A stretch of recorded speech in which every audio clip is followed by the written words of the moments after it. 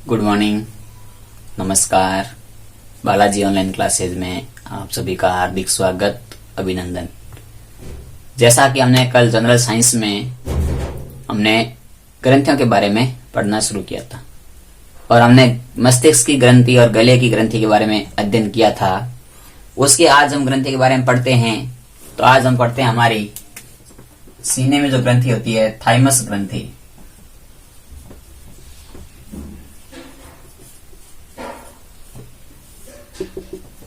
तो थाइमस ग्रंथि जो थाइमोसिन हार्मोन का स्त्राव करती है,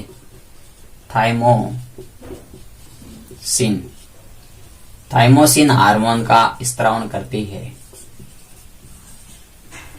और यह थाइमोसिन हार्मोन WBC की कोशिका में पाया जाता है।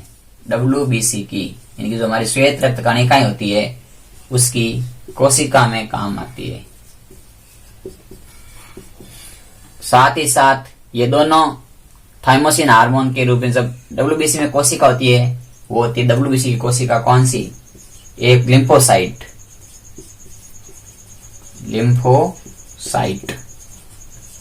लिम्फोसाइट बी और लिम्फोसाइट टी, दो प्रकार की होती है लिम्फोसाइट। तो WBC की जो कोशिका होती है लिम्फोसाइट कोशिका, WBC की लिम्फोसाइट कोशिका में बी और टी दो कोशिकाएं होती है। इन दोनों कोशिकाओं को परिपक्व करने का काम करता है वो ये थाइमोसिन हार्मोन करता है। तो प्रश्न आपको पूछा जा सकता है कि थाइमस ग्रंथि से कौन सा हार्मोन निकलता है? तो थाइमोसिन हार्मोन निकलता है। थाइमोसिन हार्मोन का क्या काम है? तो WBC की बीटा और टेरा लिम्फोसाइट कोशिकाओं को परिपक्व करना। इसी प्रकार हमारी इस ग्रंथि में क्या होता है कि इस ग्रंथि की और बात ध्यान रखनी है कि इस थाइमोस ग्रंथि का आकार होता है उम्र के साथ साथ घटता है। इसका आकार होता है वो उम्र के साथ घटता है। यानी थाइमस ग्रंथि का आकार होता है जो उम्र के साथ में घटता है। जैसे 0 से 8 साल, 8 से 30 साल और 30 के बाद क्या क्या फर्क पड़ते हैं? तो 0 से 8 साल होता है तब आकार कम होता है, यहाँ आकार ज्यादा होता है। 8 से 30 साल तक होते हैं तब तक आकार बढ़ता जाता है, आकार बढ़ता और फिर यहाँ आकार कम होता जाता है। यानी कि इस थाइमस ग्रंथि का आकार के बारे में पूछा जाता है तो सबसे अधिक आकार होता है 8 से 30 वर्ष के अंदर। इसके बाद में जो हमारी अगली ग्रंथि आती है वो आती है एड्रिनल ग्रंथि।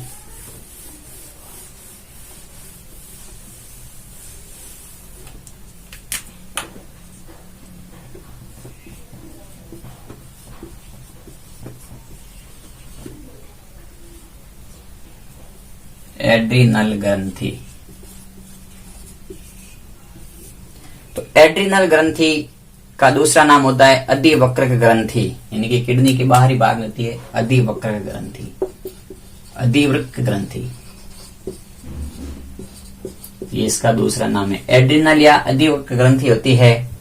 इस ग्रंथि से दो हार्मोन निकलते हैं, एक होता है एड्रिनलिन हार्मोन और एक होता है नोर एड्रिनलिन हार्मोन। दो हार्मोन निकलते हैं, एड्रिनलिन और दूसरा होता है नोर एड्रिनलिन। एड्रिनलिन और नोर एड्रिनलिन हार्मोन निकलते हैं। इसे एक और अन्य नाम से भी जाना जाता है आपातकालीन ग्रंथि। इसे हम आपातकालीन ग्रंथि भी कहते हैं या इसे हम करो या मरो ग्रंथि भी कहते हैं, करो या मरो ग्रंथि भी कहते हैं। ये हमारे शरीर में कुछ इंपॉर्टेंट काम करती है। जैसे डर के समय या लड़ाई के समय हमारे शरीर में रोंगटे खड़े करना,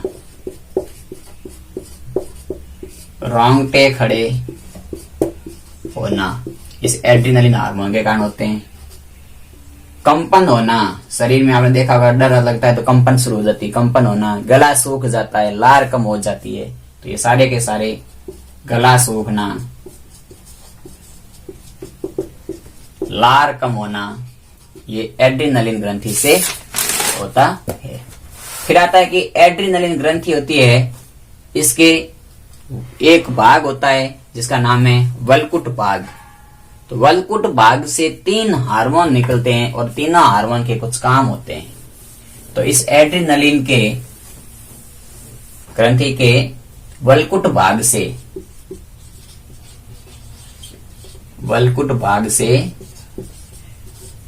3 हार्मोन निकलते हैं। कितने हार्मोन निकलते हैं?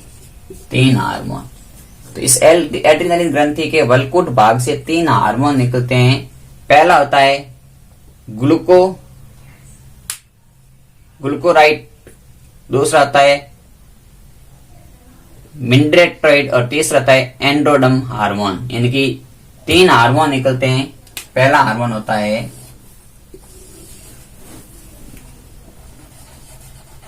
ग्लूको,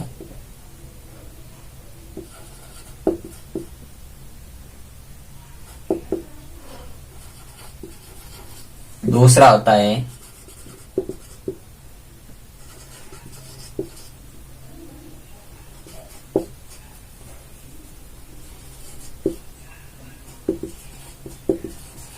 और तीसरा होता है एंड्रोजन। ये 3 हार्मोन निकलते हैं। तो ये हार्मोन, इस हार्मोन का काम होता है शुगर का नियंत्रण। ये हार्मोन क्या काम करता है? शुगर का नियंत्रण। और दूसरा आता है तनाव को भी ये नियंत्रण करता है। तो एड्रीनलिन ग्रंथि शुगर और तनाव को नियंत्रण करती है।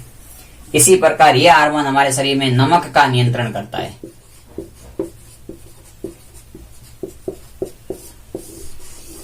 और ये हार्मोन लैंगिक लक्षण को नियंत्रण करता है। और आपने देखा होगा कि एड्रीनलिन ग्रंथि से जो एड्रीनलिन हार्मोन निकलता है, इस हार्मोन की कमी से जो रोग होता है, इस रोग का नाम है मधुमेह। कैसी मेह? तो मधुमेह। और मधुमेह रोग को हम कहते हैं डायबिटीज या मोटापा कहते हैं या शुगर कहते हैं, जिसमें शुगर बढ़ जाता है, घट जाता है, तनाव अधिक होने जाता है शरीर में और नमक की मात्रा डिपेंड करती है। तो ये मधुमेह रोग में इन तीनों चीजों के बारे में ध्यान रखना पड़ता है। तो इस प्रकार से एड्रीनलिन ग्रंथि के बारे में पढ़ा। और इस एड्रीनलिन ग्रंथि से एक जो रोग होता है या जिसे हम इसका नाम कहते हैं 4S ग्रंथि भी कहते हैं। तो एड्रीनलिन ग्रंथि को 4S ग्रंथि क्यों कहते हैं? 4S ग्रंथि, एड्रीनलिन ग्रंथि को हम 4S ग्रंथि कहते हैं क्योंकि पहला S, दूसरा S, तीसरा S और चौथा S। पहला S हो गया शुगर, दूसरा हो गया स्ट्रेस यानी कि तनाव, तीसरा हो गया साल्ट यानी कि नमक और चौथा हो गया सेक्सुअल यानी कि लैंगिक। तो इस प्रकार से 4 चीजों पर कंट्रोल करती है, इसलिए इसे 4S ग्रंथि कहते हैं। पहला शुगर पर, दूसरा स्ट्रेस यानी तनाव पर, साल्ट यानी कि नमक पर और S यानी कि सेक्सुअल यानी कि लैंगिक जनन पर, लैंगिक के लक्षणों पर नियंत्रण करती है। इसलिए इसे एड्रीनल ग्रंथि को 4S ग्रंथि कहा जाता है। अगली ग्रंथि आती है, वो आती है हमारी अग्नाशय ग्रंथि। अग्नाशय ग्रंथि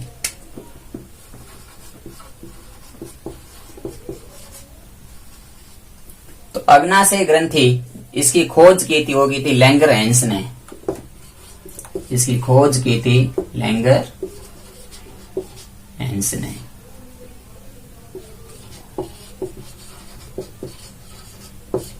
अग्नाशय ग्रंथि की खोज लैंगरहेंस ने की थी। यह कैसी ग्रंथि थी? एक मिश्रित ग्रंथि है। अग्नाशय ग्रंथि एक मिश्रित ग्रंथि है।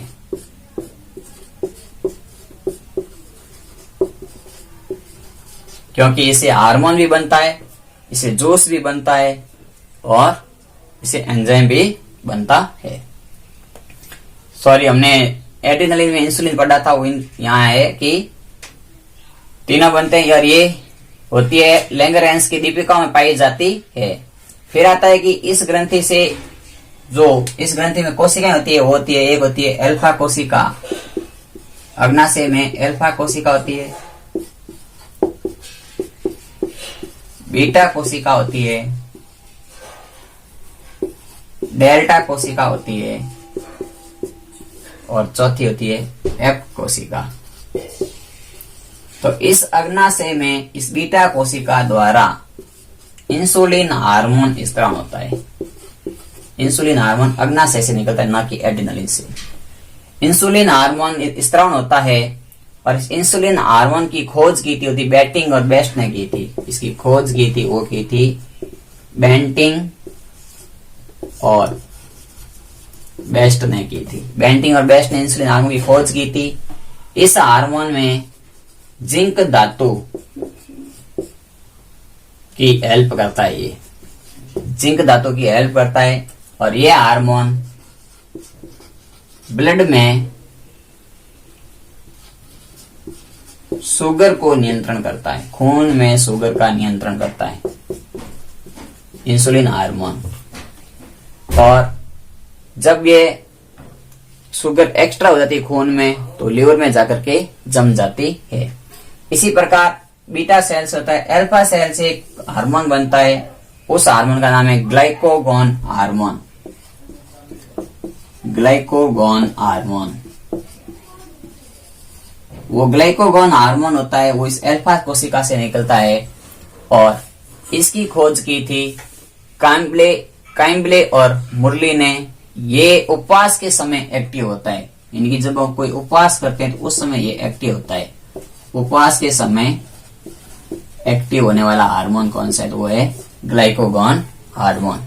और ये ग्लाइकोगॉन जो होता है वो ग्लाइकोजन को ग्लूकोज में बदलने का काम करता है। फिर आता है कि इसी प्रकार इसके डेल्टा सेल से बीएमआर रेट नियंत्रण होती है। बीएमआर रेट का मतलब पाचन क्रिया की दर। तो जो डेल्टा कोशिका होती है ये हमारे शरीर में पाचन क्रिया दर को नियंत्रण करता है, पाचन क्रिया दर को नियंत्रण करता है। इसी प्रकार आती है लास्ट इसकी कोशिका का नहीं सॉरी लास्ट आता है हमारा ग्रंथि, वो आती 9 नंबर लैंगिक ग्रंथि। 9 नंबर पे आती है लैंगिक जनन ग्रंथि।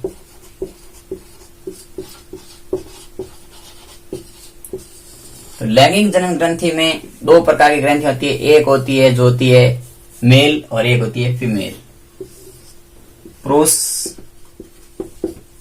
महिला। पुरुष में जो होती है उसे कहते हैं वर्षण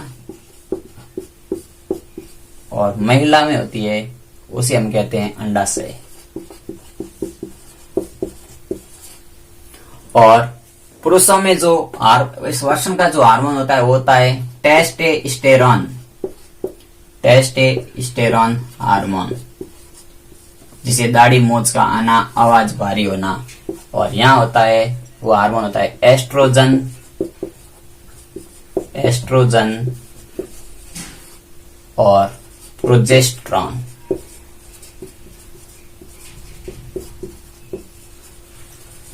दो हार्मोन निकलते हैं। तो ये थे लैंगिक जनन हार्मोन। तो पुरुष में वर्षण जिसमें टेस्टोस्टेरोन, महिला में अंडाशय जिसमें एस्ट्रोजन और प्रोजेस्टेरॉन हार्मोन निकलते हैं। इस प्रकार से हमारे शरीर में कुछ बहिस्रावी ग्रंथियां हैं, उनके बारे में पढ़ते हैं। तो बहिस्रावी ग्रंथियों में हम पढ़ते हैं आज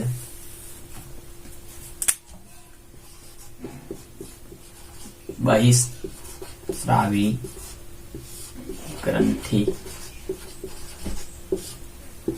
देखो बहिस्रावी ग्रंथि में पहली ग्रंथि आती है, एक आती है कहते हैं जिसे कहते हैं हम कि आंसू बनाने वाली ग्रंथि कौन सी है, आंसू बनाने वाली ग्रंथि। तो आंसू बनाने वाली ग्रंथि होती है उसका नाम है लैक्राइमल ग्रंथि। आंसू बनाने वाली ग्रंथि है लैक्राइमल ग्रंथि, जो कि आंख में पाई जाती है और सबसे छोटी बहिस्रावी ग्रंथि है। सबसे छोटी बहिस्रावी ग्रंथि। तो आपको पूछा जाता है कि सबसे छोटी बहिस्रावी ग्रंथि कौन सी है, तो वो है हमारी लैक्राइमल। और सबसे छोटी अंतःस्रावी ग्रंथि कौन सी थी, तो वो थी सबसे छोटी अंतःस्रावी ग्रंथि पेनियल। फिर आता है कि दूसरी आती है कि पसीना बनाने वाली ग्रंथि कौन सी होती है, आंसू की हो गई, पसीना बनाने वाली।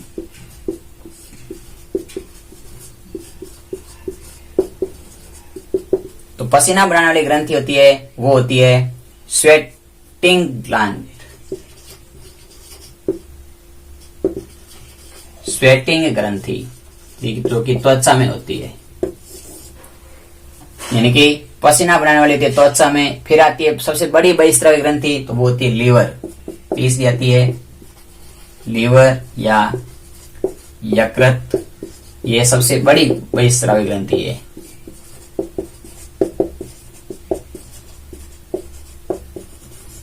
सबसे बड़ी बहिस्रावी ग्रंथि है। फिर आती है लारीय ग्रंथि और अमाशय ग्रंथि और दूध बनाने वाली ग्रंथि।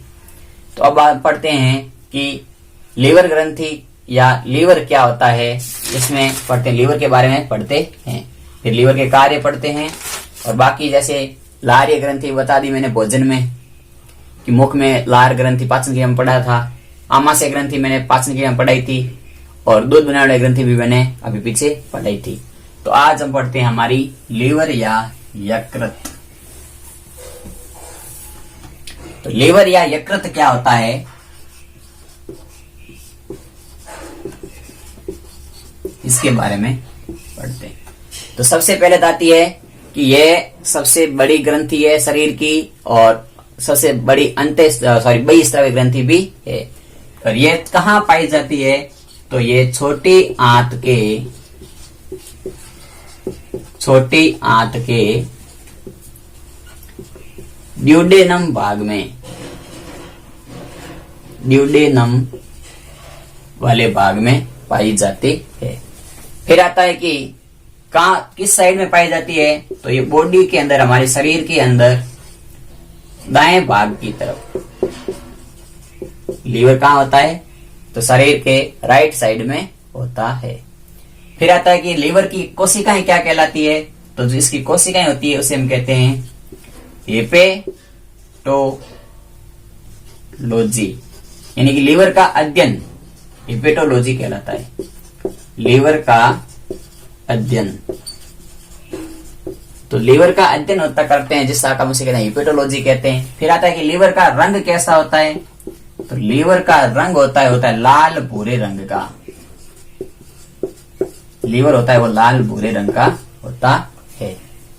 फिर होता है कि शरीर का सबसे भारी आंतरिक अंग भी लीवर ही है। लीवर का वजन पूछा जाता है काफी बार, तो लीवर का वजन अलग अलग होता है, मेल में और फीमेल में। पुरुषों में वजन होता है 1.4 से 1.8 किलो, और महिला में होता है 1.2 से 1.5 किलो।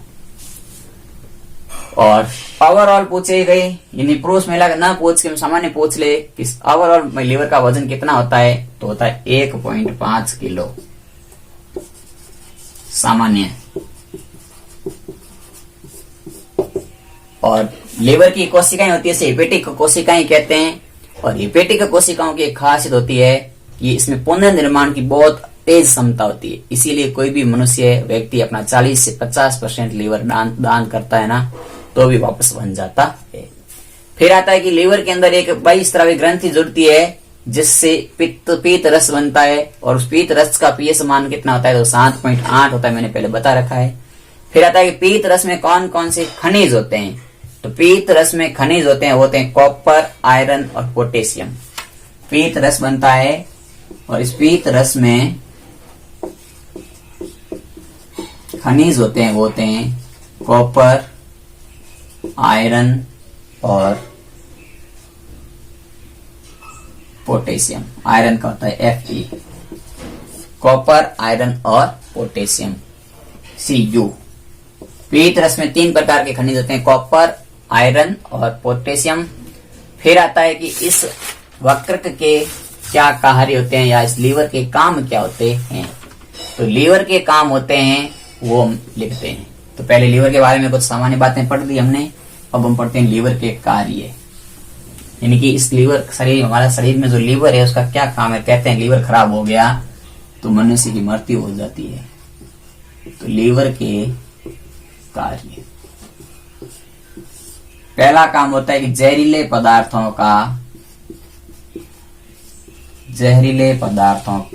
पदार्थों के प्रभाव को कम करता है। दूसरा आता है पीत रस का निर्माण करता है, लीवर पीत रस का निर्माण करता है। तीसरा आता है कि सभी अंगों को जोड़ करके रखता है। शरीर में जो भी अंग होते हैं उन अंगों को आपस में कनेक्टेड रखता है, सभी अंगों को जोड़कर रखता है। चौथा आता है कि ब्लड कोटिंग को रोकता है। हेपेटिक कोशिकाएं होती है जो ब्लड कोटिंग, इसमें हेपेटिक कोशिका में लीवर की जो कोशिका होती है हेपेटिक, इस हेपेटिक कोशिका में एक प्रोटीन होता है जिसका नाम है हेपेरिन प्रोटीन। हेपेरिन प्रोटीन होता है जो खून को जमने से रोकता है। शरीर के अंदर खून को जमने से रोकता है। काफी बार पूछा जाता है कि हमारा शरीर का खून है जो बाहर निकलता है जम जाता है, अंदर जमता क्यों नहीं है?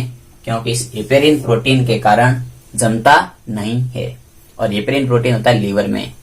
फिर आता है कि आरबीसी का बैकग्राउंड, इनकी आरबीसी मरती है तो कहाँ मरती है? तो आरबीसी का कब्रिस्तान भी लीवर ही है। आरबीसी का कब्रिस्तान पूछे तो भी लीवर है।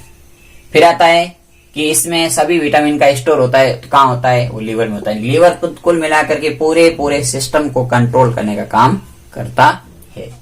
तो ये थे हमारे कुछ इंपॉर्टेंट ग्रंथियों के बारे में फैक्ट जो हमने पढ़े। कल हम बेसिक साइंस का या तो रसायन विज्ञान का कोई टॉपिक ले लेंगे या फिर बायोलॉजी का टॉपिक पढ़ा लेंगे। जो आपको टॉपिक पहले पढ़ना है उस टॉपिक को मुझे कमेंट बॉक्स में बताइएगा, मैं आपको वो टॉपिक पहले पढ़ाऊंगा। धन्यवाद। वीडियो को पूरा देखना और सब्सक्राइब करना यदि आप चैनल पर नए हैं।